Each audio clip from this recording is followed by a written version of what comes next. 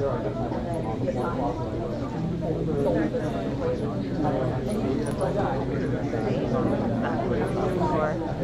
wait, it's on. You set me up for the drive thing. They put it up there. You're like, go back to the Wi-Fi and things like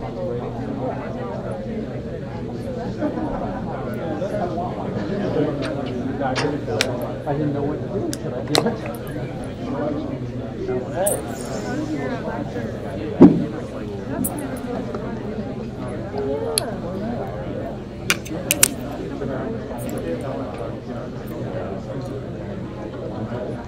I think it was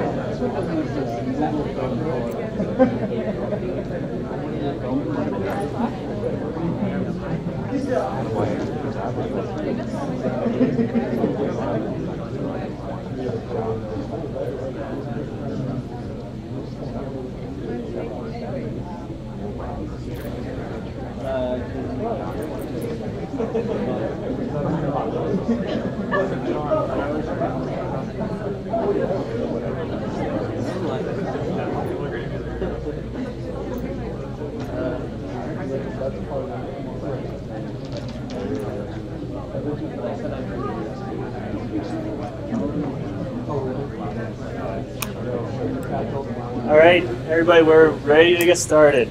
Welcome. How's everybody doing tonight? Excellent, excellent, fantastic. It's a Friday. Oh, it's not. I guess this is counterintuitive to the whole Friday thing. No, you're going back to work this weekend, so that's good. So welcome to Random Acts of Kindness, the October 2018 edition. We're happy to have you back. We had a very successful hackathon back in April, and a lot of folks can probably attest to that, because I see at least maybe a dozen of them or so back again for this weekend. We got some great new projects. But just before we get into the projects, I'm going to give a bit of introduction on what we're doing here this weekend. I'm Brett. Hey, I'm the co-organizer with Brandon here.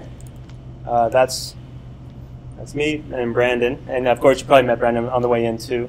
I'm the technical director at RHoK. We do website hosting, domain names, and and the company also supports great events like this, and that supports me to run events like this. So at any time, we can, I'm happy to talk about Rebel and all that, the great things we do. Of course,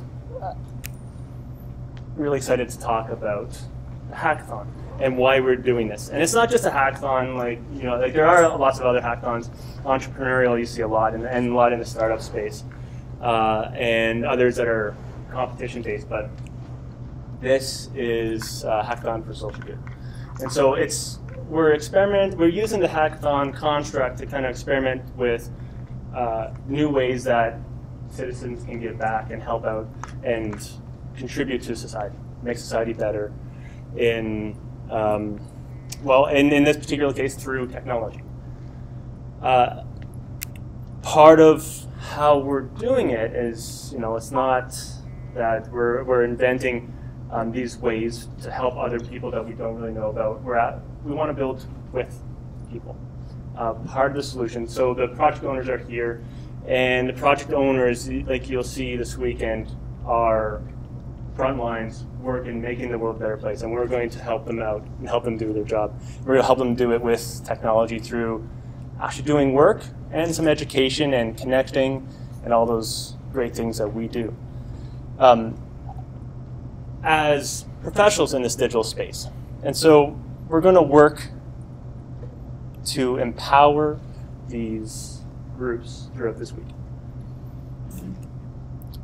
So there's a big, we're going to do that because there is a big gap between the tech and digital sector and social enterprises and not-for-profits and charities. These folks on the left side here spent their life working on programming and making the world a better place. And you know, maybe they haven't spent as much time keeping their technical skills or the coding skills up to date, but they shouldn't have to. They should not. Everyone has to wear all hats and be a jack of all trades. That's, you know, focus and do something great. But in the case though, where they don't have access to the technology, be it the education or the know-how or the people or the resources, there are lots of other great folks, engineers and all designers that can help out. And so this organization and a few others that exist in Ottawa are there to help bridge that gap. And that's, again, what we're doing this weekend. So Random Acts of Kindness plays that role to bridge that, and then very specifically, I forgot a slide. Very specifically plays a role to connect creative problem solvers like yourselves with these groups, and that's the role we play. We don't intend to be a middleman or be in the, or you know, own these solutions or create software or launch things. We just want to connect people and enable people to help others. I was going to do a slide about the great projects we had in April. I forgot to do that one, but we did have a lot of really great projects in April. In fact, one of them is coming back this weekend. And I'm not even going to talk about the story. It's fantastic, and Elle will come tell you about that. But April's projects, we had. Oh, I'm gonna do a better slide on Sunday. I'm gonna just get right to it. But it was really good, and I think again I see a lot of folks that were here in April that came back, and so I think that's, you know, sort of validation of that we're doing lots of really good things. So. This weekend wouldn't be possible, of course, without our great sponsors. And our sponsors give us the venue, our sponsors give us food, our sponsors give us all these great things so that we don't have to worry about anything, so we just focus on working. So we have Adobe, who's provided the space. Click back there, Ray, you'll get to know very well. Say hi, Ray. Hi, Ray. So Ray's with Click, and they're a big supporter of Random Hacks in this space. And in fact, they're even doing their own hackathon using UN data and using their software. It's in the visualization space. We have industrial agency, Foci Solutions, Relish. There are agencies in the space, old friends. They're happy to give money. They may not always show up, but they're happy to give money. Is anybody from Foci here? I think so, not this time. But they sent a whole team last time and contributed in a pretty big way. Extreme Networks, Paul over there. Say hi, Paul. Hi, say hi, Paul. So Paul brings our world-class network up every hackathon, and it's fantastic. I'll go through the rules now. No downloading torrents. Okay, let's get that out of the way. There is a story behind that, but just still, no downloading torrents. And then Brandon here works at Canadian Banknote, and they help out too. The other thing too, Amazon Web Services, AWS provides us a lot of infrastructure, all the infrastructure we need to run all these projects, and even keep them going throughout the year, and even really indefinitely. They have great programs to just give away resources to these great projects, and so they've so we have lots of resources available. Use anything you want in the cloud. We'll set that up, but with rules. So no publishing private keys and passwords to the internet, please. Again, something we learned last time. Don't do that. Okay. Well, I'll go over the rules again. So tonight, we're going to be doing project pitches. You're going to be hearing from the great projects we have set for this weekend. After that, the projects will probably only take 5 to 10 minutes each. There's 5 projects, and so we'll get to talking. You'll get lots of time too to talk to the project owners, ask questions.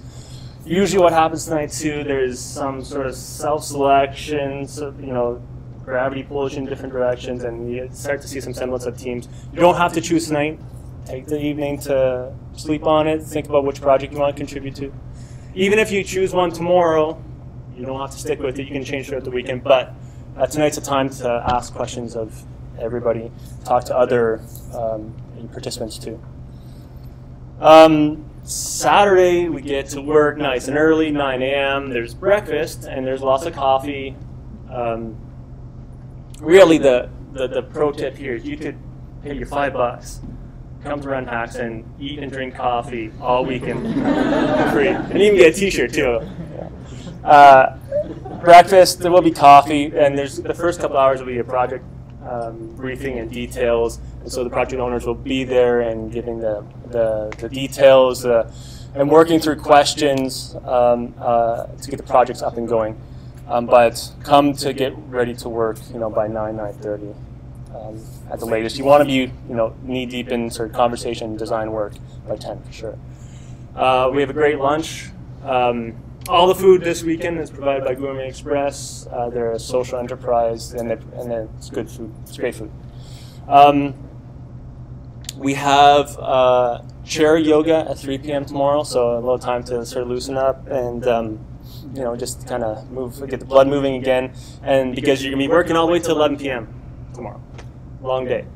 But again, a great dinner. I think it's tacos, chicken fiesta tacos. Should be. Sunday starts again early morning. Get the presentations ready for noon. At noon, the projects are presenting. Not the project owners, but the teams will be getting up to present the work that they've done all weekend. And that will, we've invited, you can invite all your friends to see that too. So spread the word, ask them to come and join at noon on Sunday. We've invited a few others as well. Hopefully we get some folks out to see them. Should have mentioned too, tonight's presentation is live stream, so the camera's right there. So if you don't want to be live streamed, just avoid that camera. Everyone else on stage will be put up onto YouTube, and so if you want to watch it later, you can. And same with Sunday too. So Sunday will also be live streamed. So if you want to show your grandma who happens to live in a different city, send her that link. Okay, so that's Sunday, and that's the weekend. But these projects don't end on Sunday. Right? What's happening this weekend is just kind of the catalyst to start. It's a spark. It's the first few steps on a project that's going to probably take a little bit longer to launch. So hopefully after this weekend we foster some sort of relationship between you great folks and the work and the projects you worked on, and relationships form and the projects keep going and go to launch. And we'll hear a great story too. I'm not building up too much out, but we have a really good story after April and of that exact situation. So anywho, that's enough out of me. I'm going to hand it. Okay. So quickly, a couple quick details. The events details page, you've probably seen it. That's where all everything's on there. The agenda for the weekend, links, the shared drive, and all that. Get onto Slack if you're not. You'll need it tomorrow, 100% for sure. All projects will be sharing on Slack. The Google Share Drive, all the project owners have been uploading all their project materials to the Google Share Drive, so that'll be there. And then Twitter, hashtag RHoK will do it. CC, RHoK Ottawa, and help spread the word. I mean, the only way that we can propagate this movement is through social media and through your help doing that. And like I said, I didn't change that, but we're live streaming over YouTube instead of Facebook. Anyways, so that's it for me. So we're going to do the project pitches right now. We're going to get right into it. Yeah, and are there any questions? Okay, no questions. So we'll start off with the project pitches, and I just happen to be looking over at Jack. Do you want to start? All right, Jack, come on up. So just be a second while we get set up here.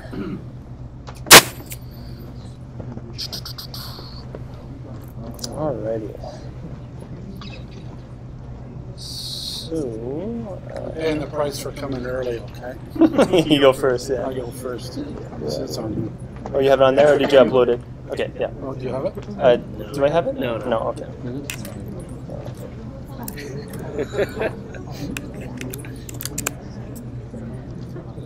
So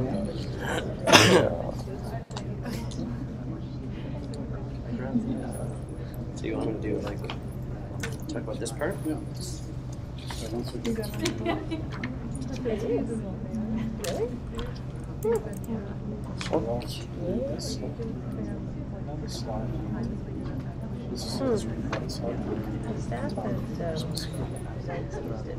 Yeah, sounds good.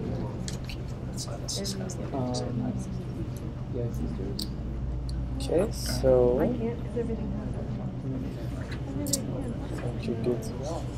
okay, good luck. How are you going to signal to me that I'm here too long? I talked to Okay, just watch this. 7 minutes. 7 minutes. 7 minutes. No, come on, 7 minutes. The only good news is the next guy is going to be 6 minutes. Okay, introduction.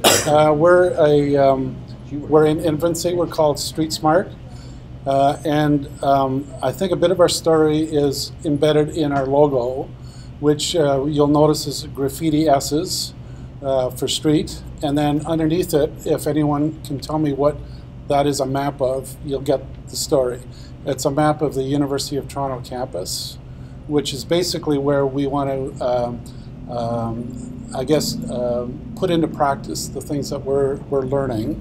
But it is the home of book smarts. So the street smart part we got figured out, and we're kind of taking a little bit of a shot at where book smarts come from. And all of us have gone to university, so I think I'm in good company. Okay, so what's the idea here? Well, it's a really interesting idea. We're actually going to be importing somebody else's learning for about the last 7 or 8 years. There's an organization in Belgium called Streetwise, and what they have done is codified the sorts of lessons that kids who make it through life on the streets, the kinds of skills that they pick up.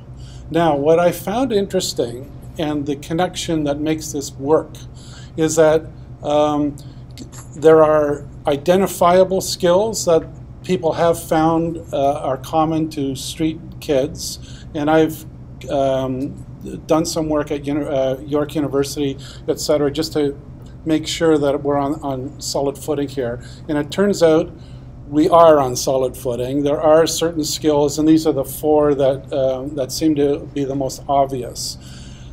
What struck me was that people who study senior executives come up with a list that's not too far different than this. So there's 2 populations out there that don't talk to each other, and why would they talk to each other? And what this organization has learned to do is figure out a way to get them to talk to each other. And what we want to do is take what they've learned in Belgium and move it over here. So that's what we're doing. That's the core of this business. It's a training and development organization, and what I'm doing now is assembling a team that includes educators, past educators. I've got the former director of training and development for the CPA organization.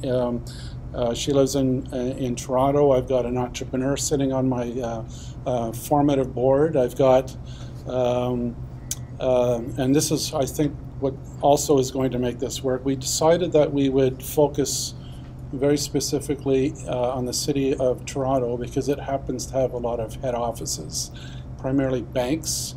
We've done the market guesstimates. It's a pretty big number, and it also eats up a lot of money on training and development of executives. So we feel that's a good place to start.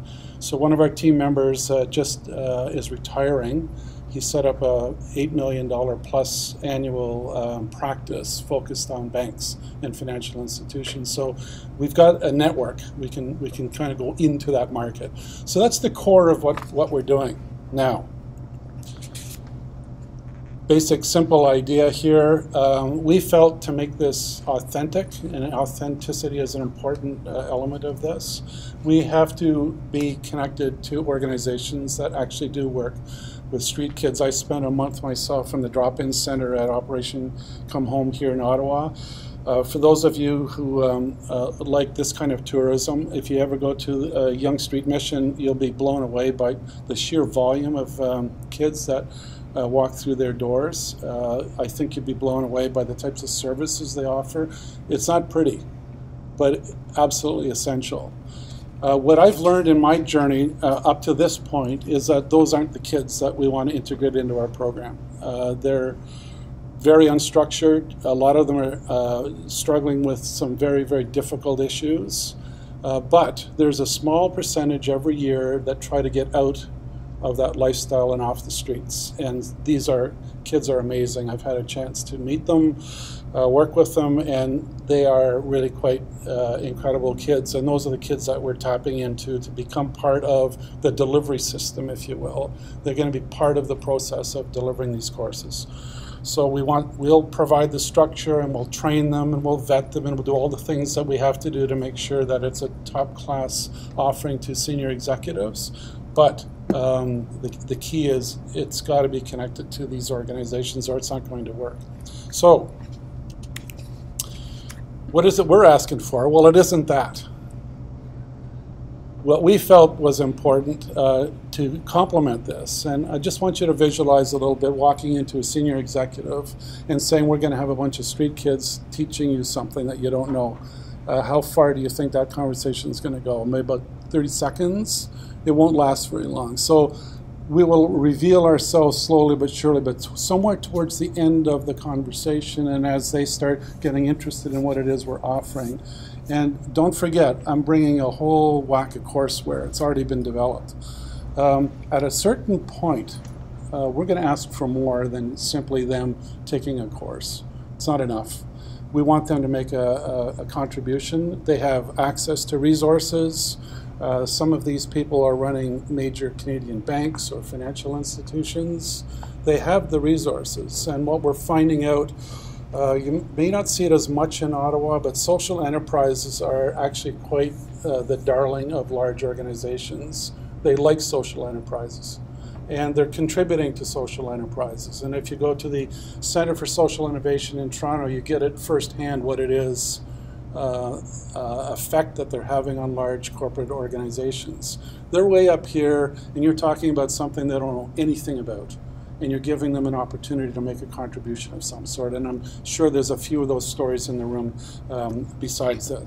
So what we're asking for is, at the end of our conversation, we want to say, look, as a start, it'd be nice if you gave us some money, but if you don't give us some money, can you create 4 or 5 positions, low skill, low wage positions that allows these kids an opportunity to work, to do something productive, and then use that as a way of finding out for yourself what kind of kids you're actually dealing with. They may be marginalized, but they're not stupid.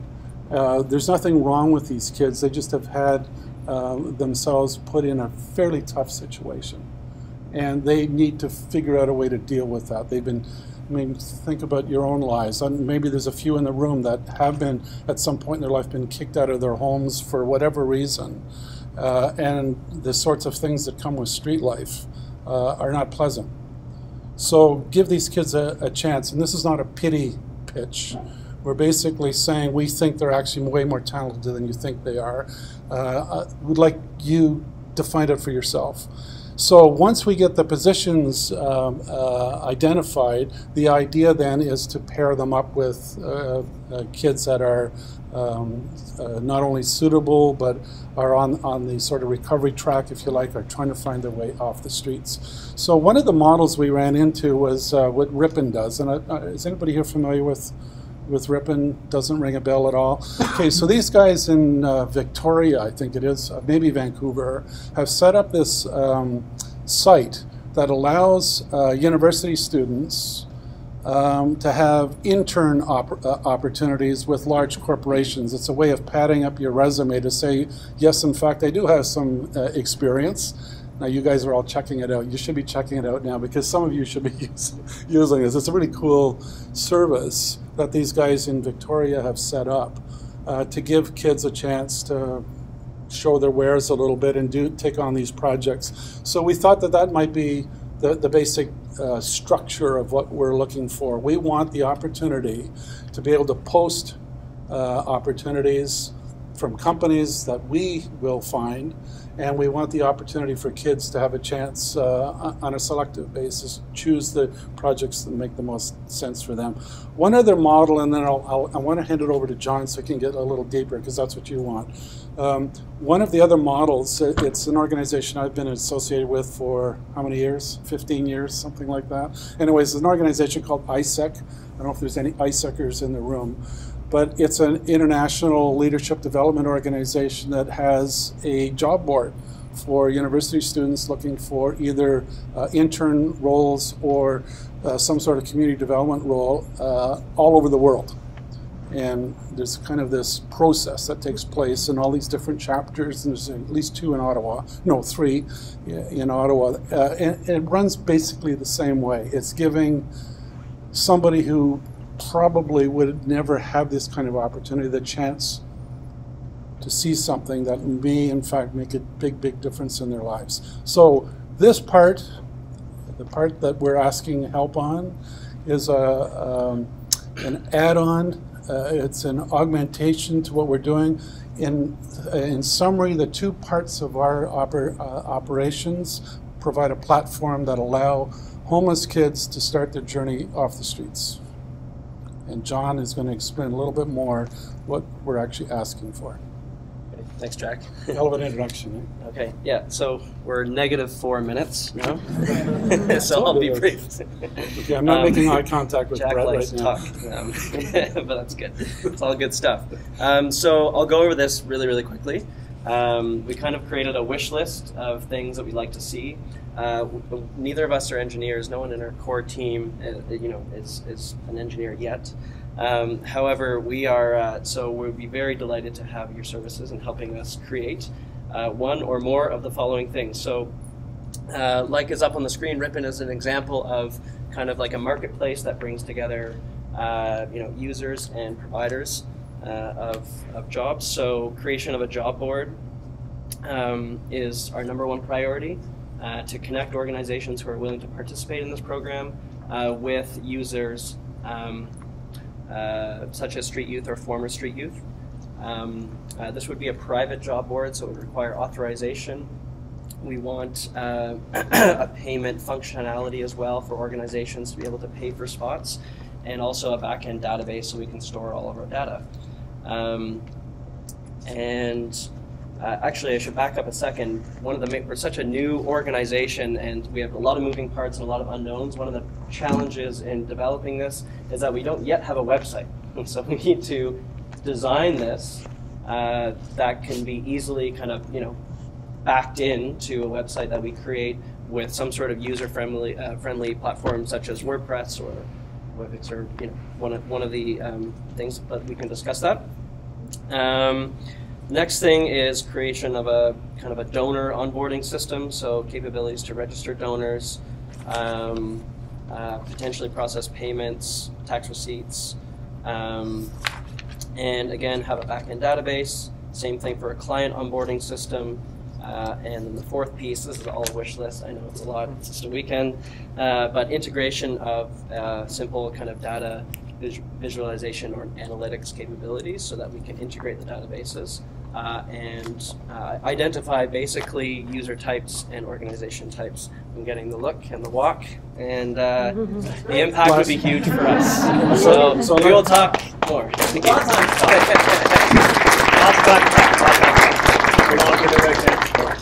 Yeah. Oh yeah, absolutely. Yeah, lots of time to talk. So right as soon as we get off, go through all these questions. So those were 2 presentations according to the clock. There you go. So if there are more than one team that wants to take on a different project, just let us know. All right. So. All right. So. Hey, all right. Yeah.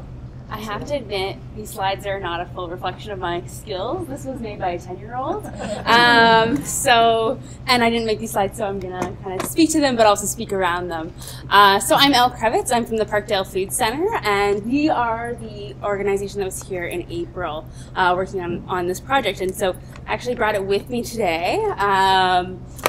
But it's a really cool thing. So I'll get into Parkdale and then I'll get into this in a minute. Parkdale Food Center, anybody ever heard of Parkdale Food Center?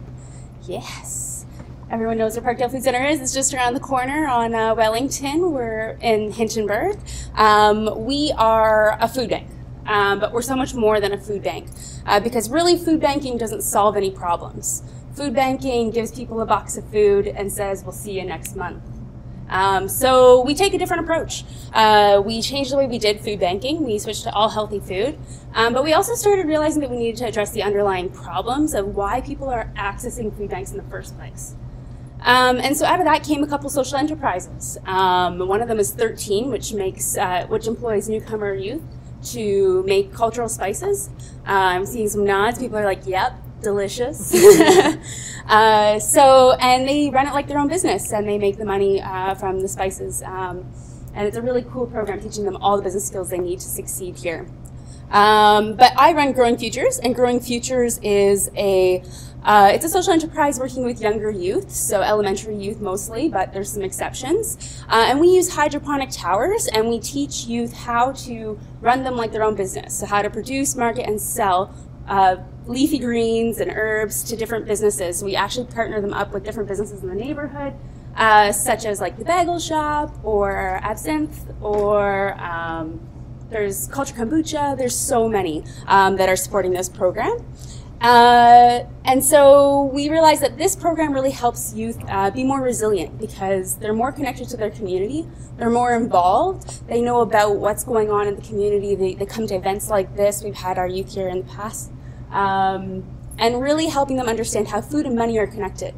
And so for us, we're seeing a lot of great impacts out of this program, as chaotic and messy as it can be at times.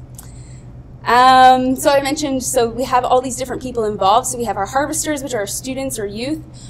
We have sponsors who are businesses that pay for the tower and the infrastructure to actually be in the schools or in the community centers. Has anybody actually seen these towers across town? Yes. Guys, this is so good. And then we have hosts, which are the schools, community centers. We have some at City Hall. Maybe you've seen them there. The Innovation Center as well. And we have our business partners that buy the lettuce at market price from our youth. So pretty cool stuff. A whole bunch of people involved. These are the towers. And more people have seen them now. And these are the ones from the Innovation Center. And just a really great project, really teaching kids a lot of skills here about healthy eating, and some people did not eat lettuce. They were like, no, I will not do it. And then by the end of the year, they were eating more leafy greens. And we actually saw that families were eating more leafy greens on a regular basis as a result of this program. So really, really cool stuff. This is the tower. We have 53 of them across the city. And how this project got started was actually because we grew too fast. We suddenly had 53 towers, and we're a small nonprofit, and we had no idea how we were going to maintain these towers. But when they don't look good, we don't look good. So we came here, and so this is a little bit, so we all of a sudden had 50 towers. We needed a way to monitor them. So we started creating, the last Random Acts of Kindness, a remote monitoring system for the towers. And this just sits on top. There's a reservoir. This sits where the lid would. And this drops, there's a pH meter that drops down into it. And we can check on this remotely. We can't do that yet. That's what you're here to help us with, right? But we have the hardware side of it done. And so last year we started with this. We had the youngest ever Random Acts of Kindness participant. She was 5 years old. Her name was Marilla, and I believe she stood on a chair at the end of Random Hacks and told everybody about how to run a hydroponic tower.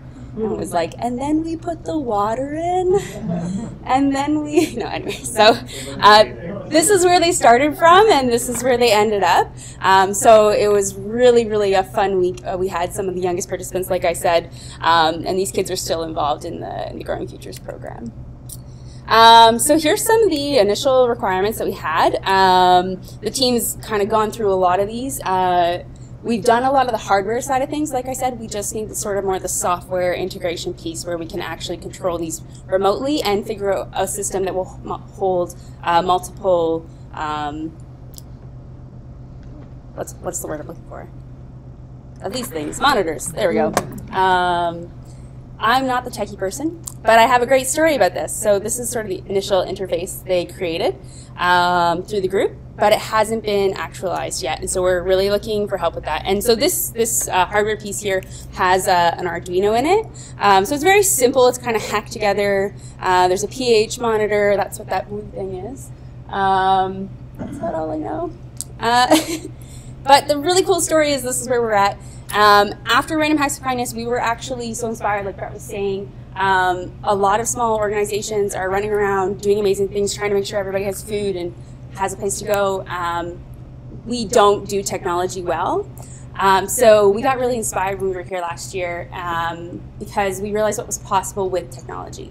And we ended up hiring a young guy who's here. He was in grade 12. He's finishing up grade 12. Micah Black, I don't know if any of you know him. So he actually worked with us all summer, and we were so desperate for a tech person that he did not have time to work on this. So he helped us with a lot of things, and we've actually changed so much about our organization since we've been to this Random Acts of Kindness. We now have an online platform as well, which helps us integrate and connect users and teachers and share resources. There's been so many changes at Parkdale, and it's been really, really rewarding, but we really want to get this system done because it still really will help us. So this is the next steps. This is all gibberish to me. So if you can help me figure this out, that would be awesome. Is there any questions? Yeah, I do see as a communication protocol, hook up 150 devices to it. Perfect. So your Arduino can already be programmed for this, and there's already various scratch items online that do that for you. That guy. I want that guy.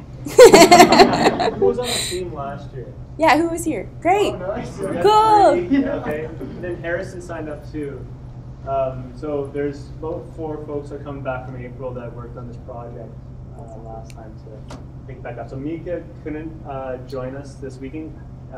He's off at Waterloo, He's being at an Waterloo, engineer, being all an smart. engineer. Yeah. But he couldn't make it. But maybe we can get him on the phone or something. I have his email, I have his phone. We'll get it happen. But that's me. Come check this out. I can take the cover off and show you all the nerdy pieces inside. There you go. Oh wow. But come check it out and happy to talk to anyone. All right, thanks guys. Amazing.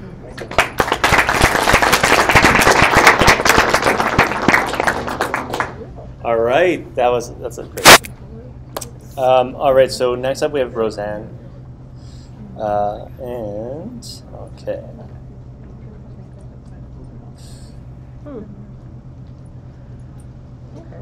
I don't have all your fonts. This might.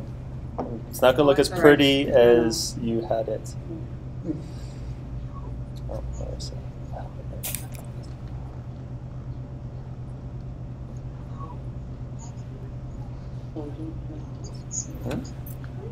Yeah, it's not working there. That's right, eh? So now it should just go up there. Can you run it to, I'm just worried that I'm speaking in the background. When you say run slides, when you give it the run command, can you turn off speaking? Yeah.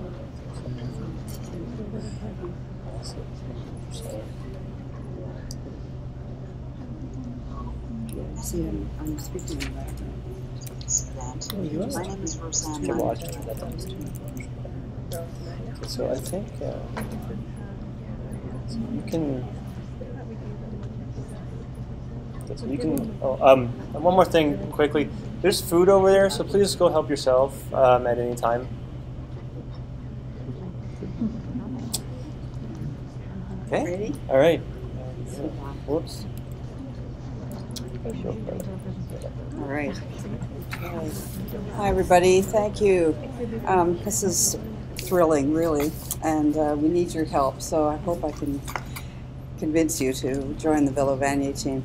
So, my name is Roseanne Leonard. I work at the Vanier Community Services Center, with a program called Velo Vanier, and what we do is loan bikes to residents of Vanier. I'm here tonight to ask for help in building a tracking system for inventory, loans, and repairs of bikes. This is our 7th summer, and we're always operating by the seat of our pants, and it's finally got to the stage that we've grown enough that we absolutely have got to have some substructure here, because there are too many bikes and parts and tubes and stuff. So we need help in just keeping track of all of this, and we've done a little bit of work, but we're desperate. So here's Velo Vanier. 4 weeks is the period for the loan.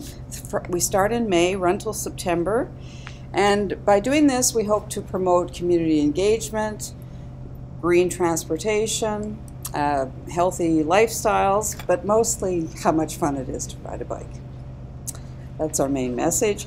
And we have one full-time equivalent position allocated to 3 days of coordination and 2 days of bike repair.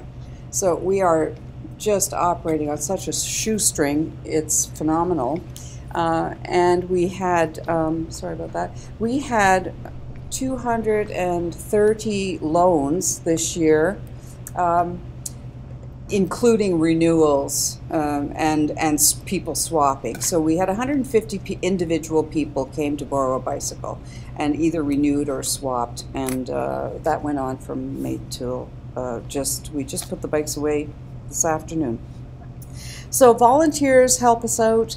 They help with repairs. They put posters on posts, and sometimes they lead bike rides. If you want to lead a bike ride, get in touch, and just do all sorts of things actually that help out. So we need a bit of volunteer coordination, as well as all of a bit of support for volunteer coordination in all of this. Then, before I want to present the challenge to you, I'd just like to describe, what it is we're looking for, like what we need. So we need to know day to day who borrowed what bike, what's the status of a particular bike, how many are in repair, what's wrong with them, how long have they been there, how many bikes are available for these categories of borrowers: children, men, tots, women, and youth. And then we have bikes that are reserved for outings, men's and women's. And then what bikes are due this week so that we can send reminders. Basically, it's a library loan system. Do we have enough kids' bikes for the summer camp? And what are our counts week by week? How many are we loaning, and so on. So the data we collect. We have an intake form that captures the description of the bike.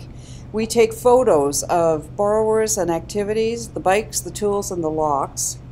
We have a loan application form, which is on paper, and we have our repair system is colored tags attached to the handlebars that say things like brakes or handlebars or wheels, or it's very, very crude system, but it seems to work. And then we have pieces of paper all over the place with lists of how many bikes came out of repair and so on. It's chaotic.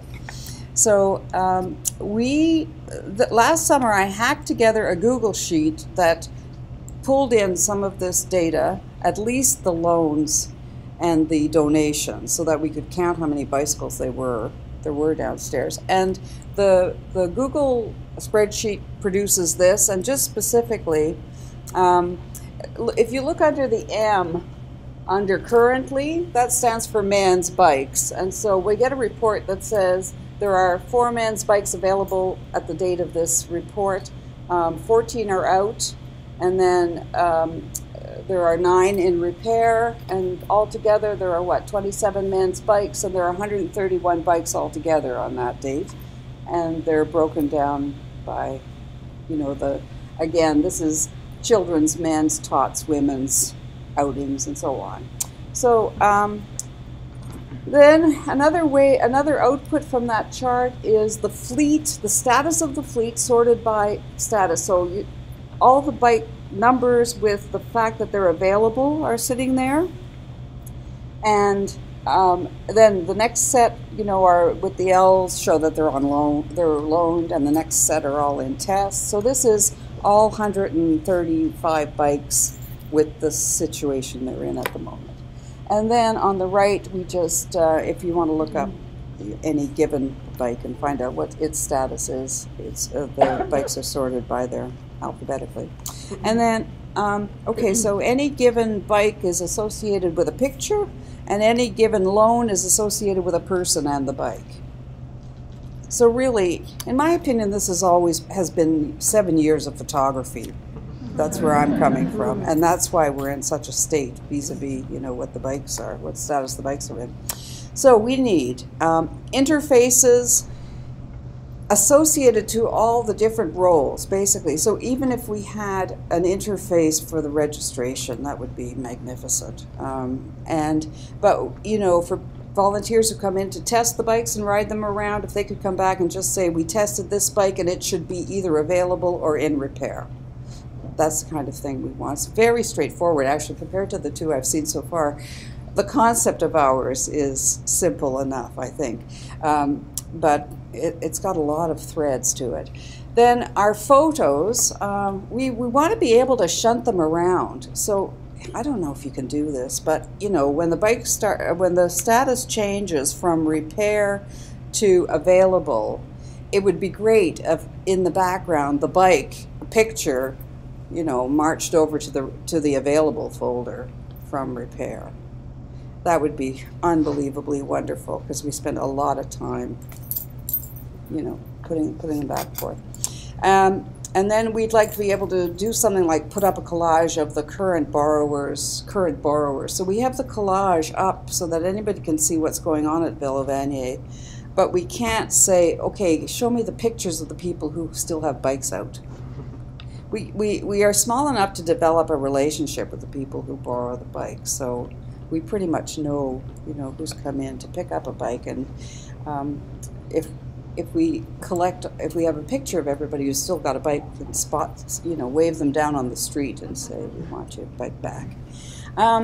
So then, reports. We'd love to have the history of the bike, like, who borrowed this bike over the past X years, and then also the repair history of the bike too would be magnificent, and the history of a borrower, what kind of bikes have they borrowed. And then we'd like lovely charts and graphs for statistics, and we're just curious about whether we should be considering using a barcode system for the loans. So if anybody has been through that and knows about it, how much does it cost? Is it wonderful? What are the hassles? Do we need barcodes to make our lives easier in the borrowing department? So basically what we want, there are two real goals to all of this. One would be more time with the people who come in to be with us and participate in our various activities.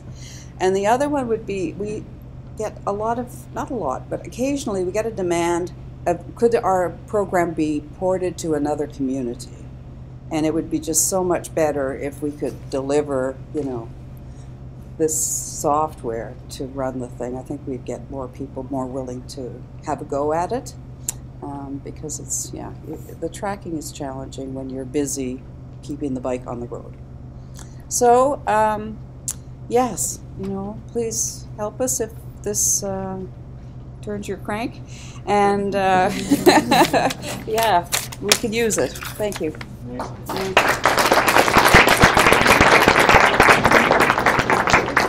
Roseanne, thank you for bringing up to the point of sharing the software. I mean, I think that's really in the spirit of, of what we're doing. That's great. Really fantastic. Yeah, absolutely. All right, we're going to keep this rolling. Alaka, if you could join me up here. Okay. In the folder, right? Yeah.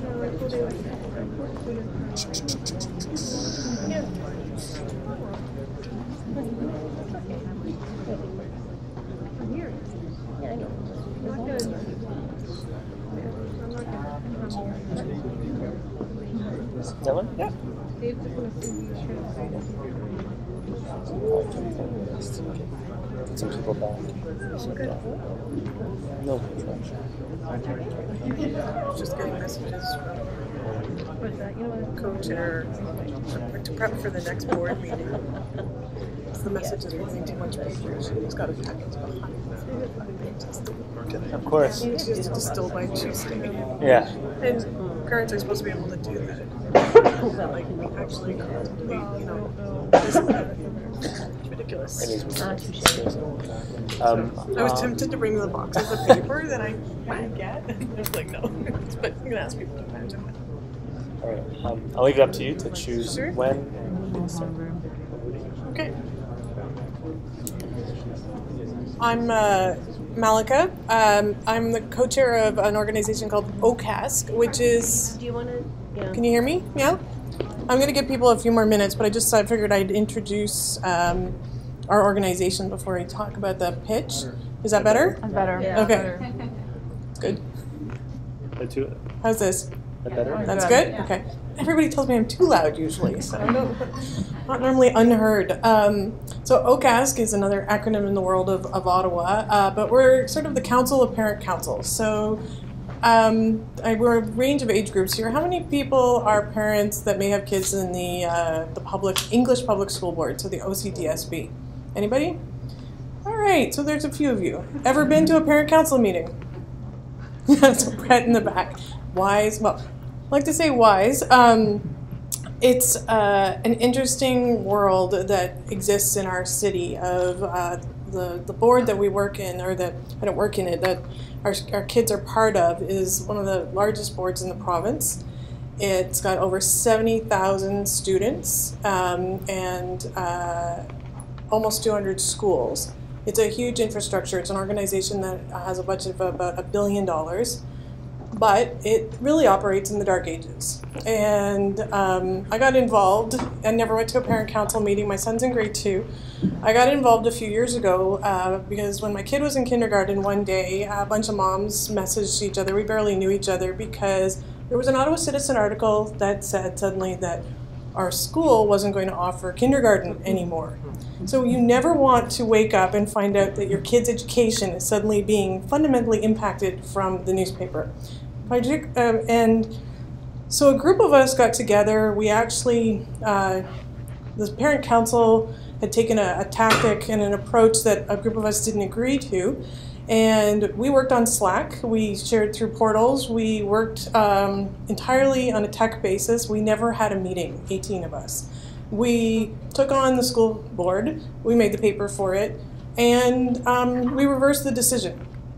And I thought, okay, I was just grateful they returned my kid at the end of the day at that point in time.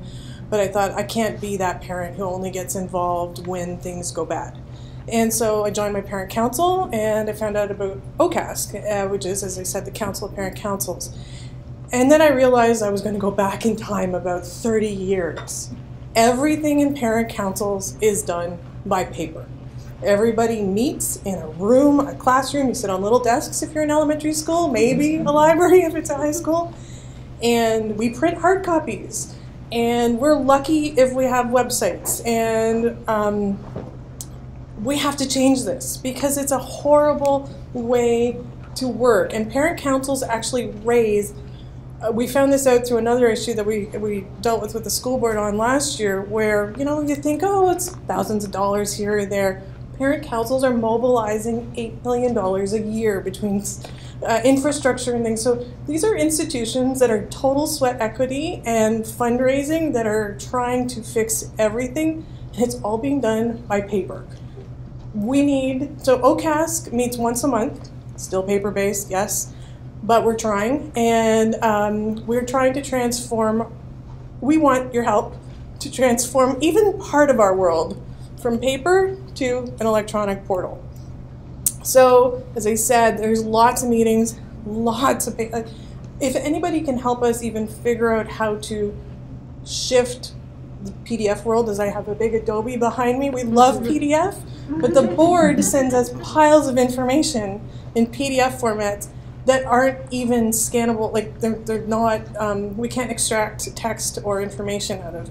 My co-chair, who sits on as a member of the committee of the whole that the board meets every Tuesday, just had a package delivered to her like in the last hour. It's 155 pages. She has to read it for Tuesday and be sort of the voice of a parent on that. But parents are actually supposed to use those materials to voice changes. We have fundamental changes that we're actually working on an issue this week that could impact programming for gifted kids across the city and ultimately the regular classrooms for kids across the city. And it's buried, again, in that 155-page paper. I have another meeting that I'm going to attend on Thursday called the Parent Involvement Committee. I just got my package. I have actually refused paper delivery of my packages. I refuse to have couriered packages sent across the city to me. It's another 46 pages. So we've got 2 meetings. We've tipped past 200 pages. So, and then we have to read it and then try and communicate it back. We need some help to change this. In the last 2 years, a core group of us at OCASC has been working together to at least get this information back out to parent councils. We have about a third of the schools with active council members that are part of our organization, but we also are recognizing that the people who are able to participate in parent councils are coming at it from a point of privilege. You cannot go to parent council meetings if you're a single parent. You can't go to parent council meetings if you are working shift jobs. You cannot participate if the sheer structure of parent council meetings is almost colonial and is intimidating, or, God forbid, you have a few parents who just own the world for a long time and don't want strangers, which is sort of what I came into, and we've transformed our schools in the last few years. So we need some help. We need some help trying to figure out what kind of platform, if it's a wiki, if it's knowledge management, how do we start communicating to people and parent councils better and help them? Because the board set up, and most of the materials that we'll end up working with you with will be how to shift the board's presence, because they launched a massive digital conversion, but they refused to have user input. They said they didn't have time to consult with the user community. So the reality is we need to patch it and hack around it, and we can be a little bit, we belong in the board, but we are not part of the board, so we can add to it. We need a place where parent councils who are technologically savvy can start to write cheat sheets and say, you know what, you don't have to start from scratch if you want to put a bike rack in your school, or if you want to organize sex ed curriculum supplementation, or if you suddenly are finding out that your school might close and you need to organize your parents. Like, we need a place where parent councils can go and don't have to start from scratch as they work on this. So, and then maybe even simple things like calendars and events and fundraising ideas, so that, because we literally could end up hours with parents where they go, how do we sell labels? And it's very fundamental, but everybody's just trying to do the same thing. But if we can have technological springboards, it will make the world a better place. So these are some of the challenges. There's a lot of text on the screen, and we can go into the detail. But right now, we've got core volunteers that are so committed. They spend so much time. It becomes their social activity. The problem is, they're going to burn out, and they're going to burn out big time, and the new parents are going to go through that same burnout process, as opposed to being able to learn how to run things more efficiently, because there's no place to go and learn from each other right now other than the meetings that we have, and it's hard to get to those meetings because we're a big city. So what kind of collaboration tools can we use? What kind of social networks can we start to employ? You know, some Facebook use is happening now, a little bit of Twitter, but it's announcement based. It's, again, not dialogue and repository based. So these are sort of the, you know, if we looked at a knowledge management structure, we need help understanding the design and understanding what we don't know, because we are technological adopters for the most part, the people involved, but we're not technological designers.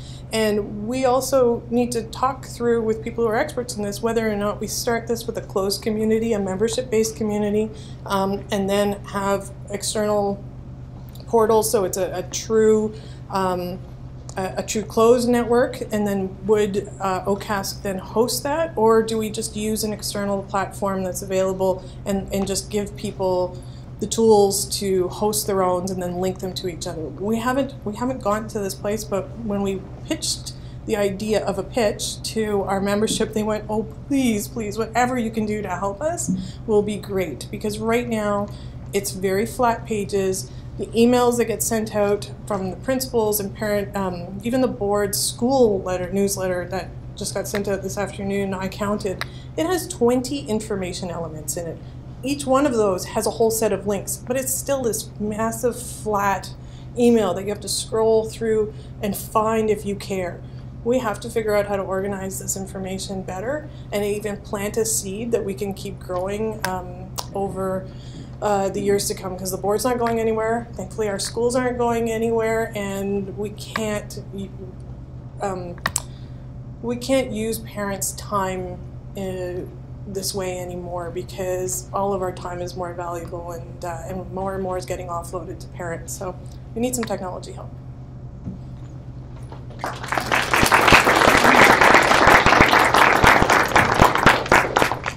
Thank you.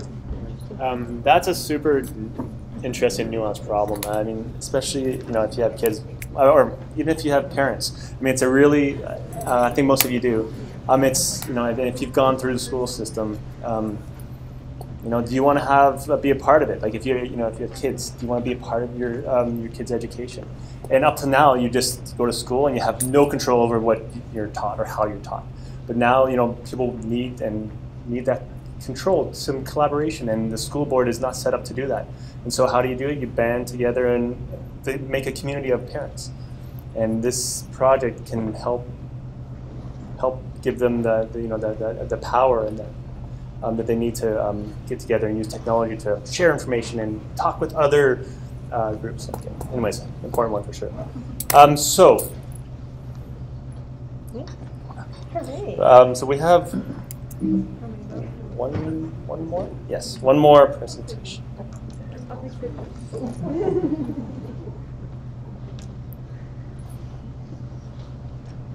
Hey guys, can I be a geek and take a picture for my Twitter feed?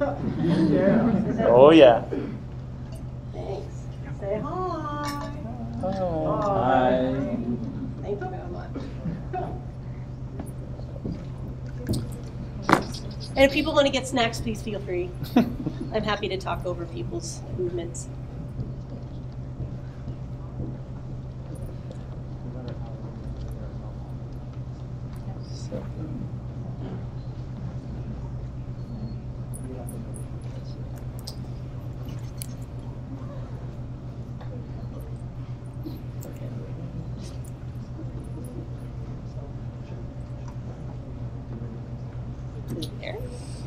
Yeah, just curious why.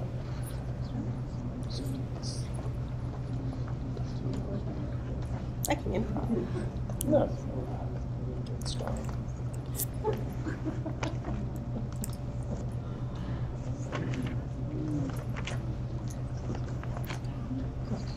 So listen, while we're bringing it up, background, my name is Amy Bartlett.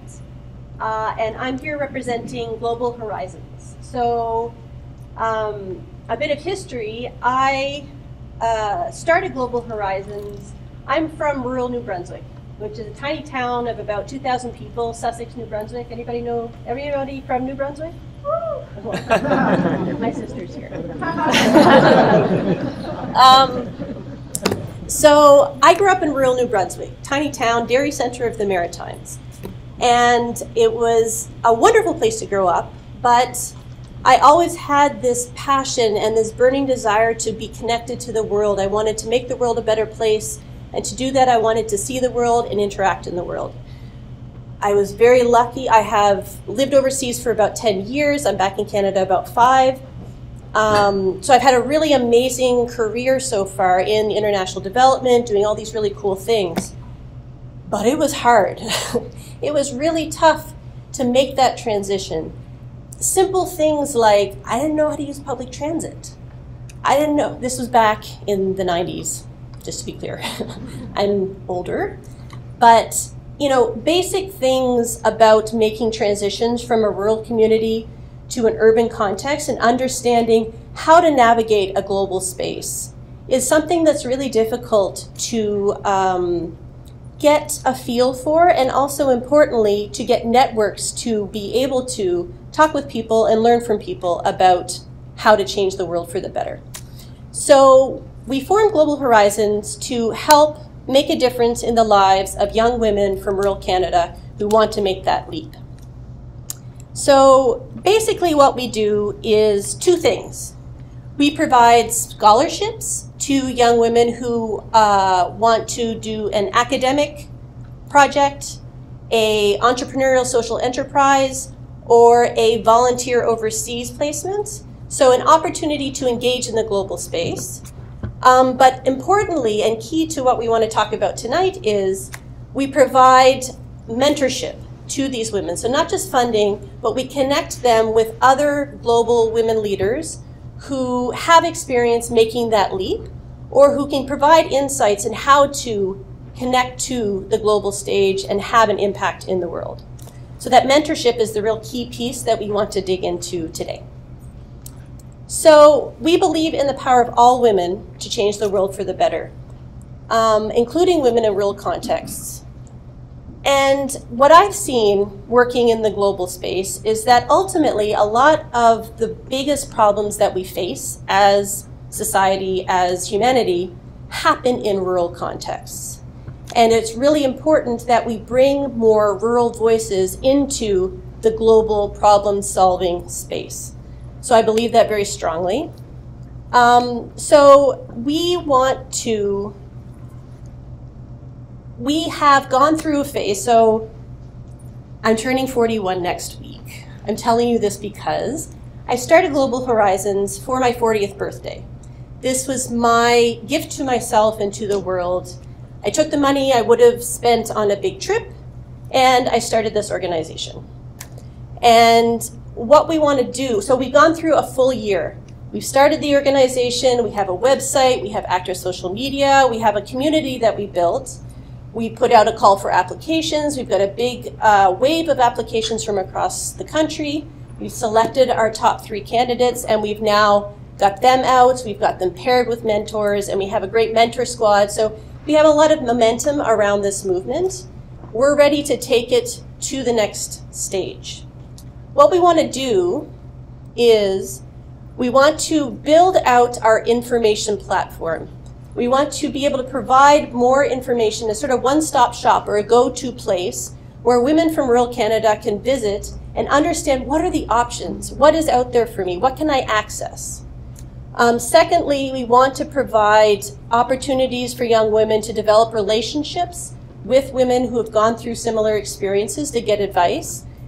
We also want to provide these women who have had these experiences with a way to pay back and to give back to other young leaders and help cultivate the next generation of female leaders from Canada.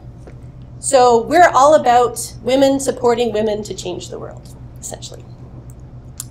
So this is where you come in. I'm going to be very honest with you. I don't know anything about technology.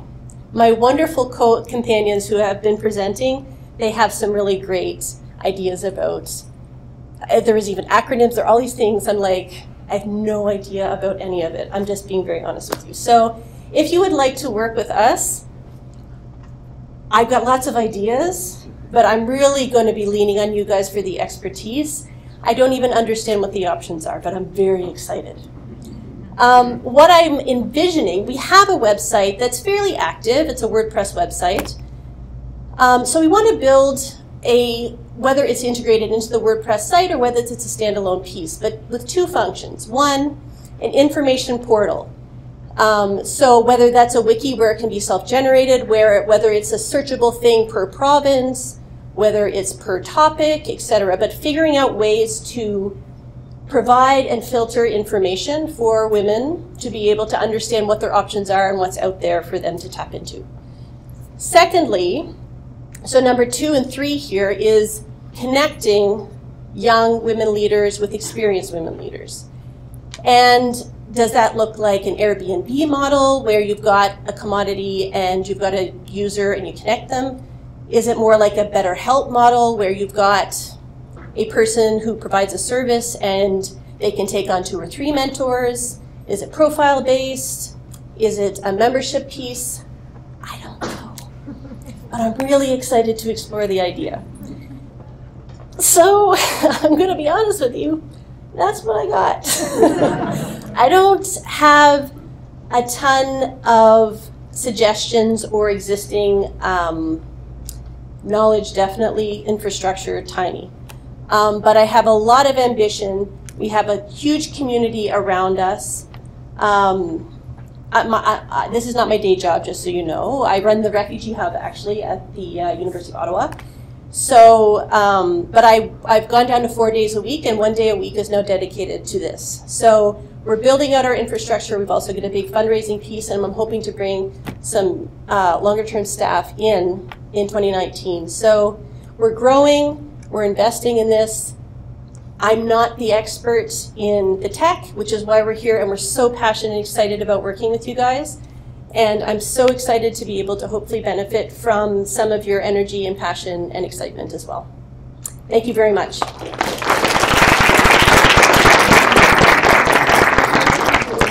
Amazing. Good job. Good job. Good job, everyone. That's fantastic.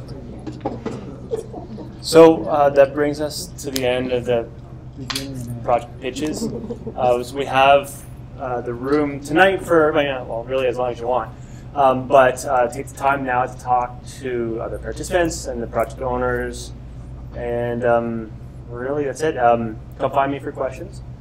And yeah, tomorrow morning, 9 a.m. Before I leave the stage, any questions? Any at all? Yeah. Yeah, and you had a couple of other pitches in the Google folder that looked interesting. What happened? Yeah. So good question. So up until a couple of weeks ago, we had a couple other projects lined up. And what happened right up to the very end, we're working with them on integrating with some technology they had. They're both in the health space. Got all the way to the end and realized that there's no possible way that anyone can develop or integrate with these systems. And so the projects were really kind of dead in the water. Because there's just no way that we could work with their data sets, and it'd be a waste of time to do anything, that just kind of half work. So they might come back in the spring once they sort out, getting APIs open or data, sort of get ports open or a data interface made, but that's why they dropped off.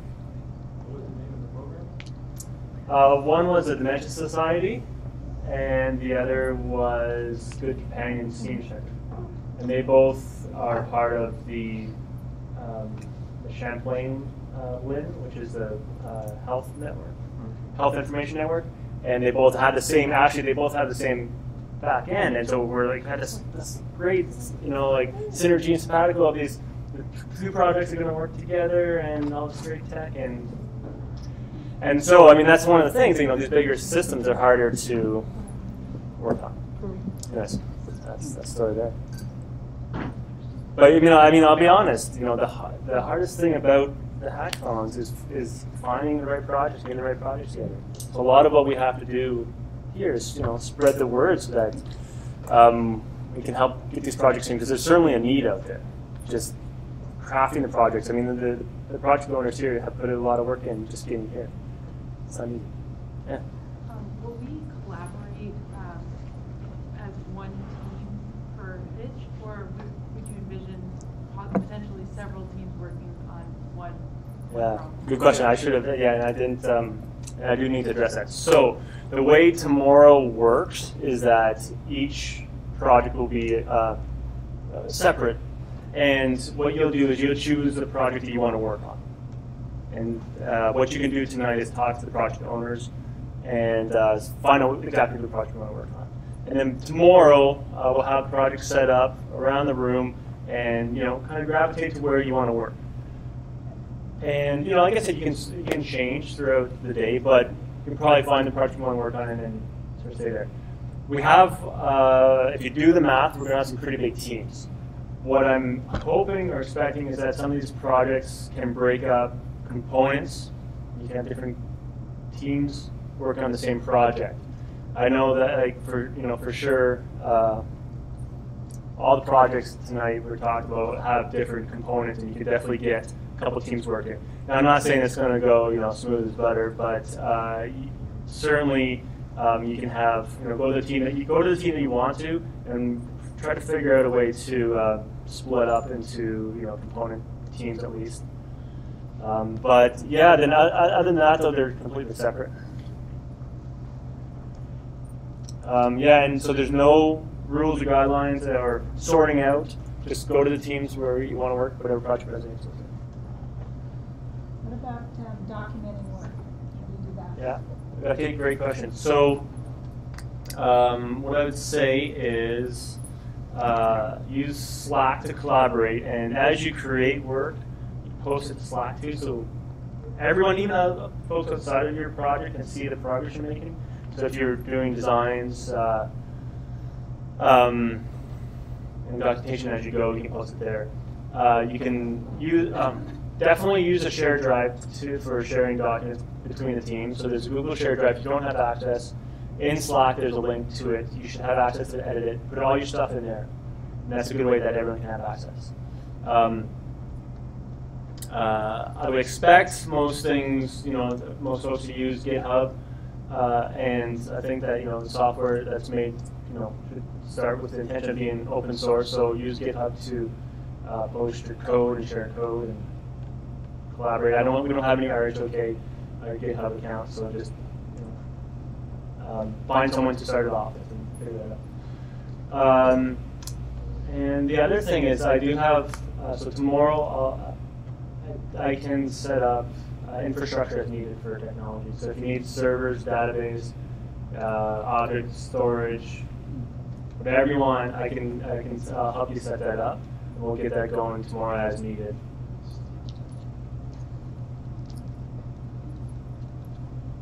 Can we just get once you're done, can we just get the presenters to stand up so we can see? Yeah, for sure. And maybe they can spread out and see what they want. Actually, I'll do that. Okay, so Growing Futures was there last year, so I couldn't imagine them anywhere else. So Growing Futures would be over there. Some Malacca and RHoK over in this corner. Jack over in this corner. Where's Roseanne? Right here, so Roseanne right there. You want to move? Don't move, stay there. And Amy, maybe just scooch over to the edge of that row, and you can be there. Good. All right.